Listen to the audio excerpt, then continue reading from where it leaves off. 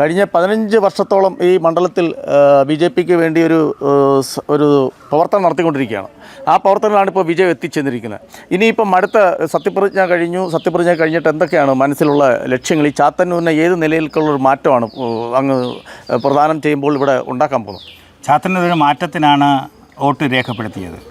അപ്പോൾ ആ ജനങ്ങളുടെ ആശയാഭിലാഷത്തിനനുസരിച്ച് അവരുമായി കാര്യങ്ങൾ ചർച്ച ചെയ്ത് കേന്ദ്ര സർക്കാരിൻ്റെയും സംസ്ഥാന സർക്കാരിൻ്റെയും ത്രിതല പഞ്ചായത്ത് സംവിധാനങ്ങൾ ഇതിനെ മൂന്നിനെയും കൂട്ടി യോജിപ്പിച്ച് ചാത്തന്നൂരിൻ്റെ പൊതുവികസന പ്രവർത്തനങ്ങൾക്ക് ജനങ്ങളോടൊപ്പം നിന്ന് നേതൃത്വം കൊടുക്കും.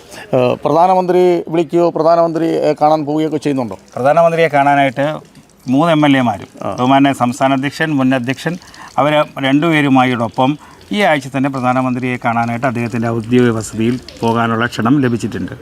എന്തായാലും ചാത്തന്നൂരിൻ്റെ ഈ 15 വർഷമായിട്ട് ഈ പ്രവർത്തനം ഒരു സൈലൻറ്റ് പ്രവർത്തനമായിട്ടായിരുന്നല്ലോ. അങ്ങ് ജനങ്ങളോട് ഇടപെട്ട് വലിയ ആവേശങ്ങളോ വിപ്ലവമായിട്ടുള്ള വാഗ്ദാരണി കൊണ്ടോ പ്രസംഗിച്ചിട്ടോ നടക്കാതെ എന്താണ് ജനങ്ങളുടെ ഇടയിൽ പ്രവർത്തിക്കണം എന്നുള്ള രീതിയിലുള്ള വോട്ട് അഭ്യർത്ഥിക്കുന്ന പ്രവർത്തനമായിരുന്നു ഈ 15 വർഷമായിട്ടുള്ളത്. കഴിഞ്ഞ 4 പതിറ്റാണ്ട് ഞാൻ ചാത്തന്നൂരിൻ്റെ പൊതുരംഗത്തുണ്ട്.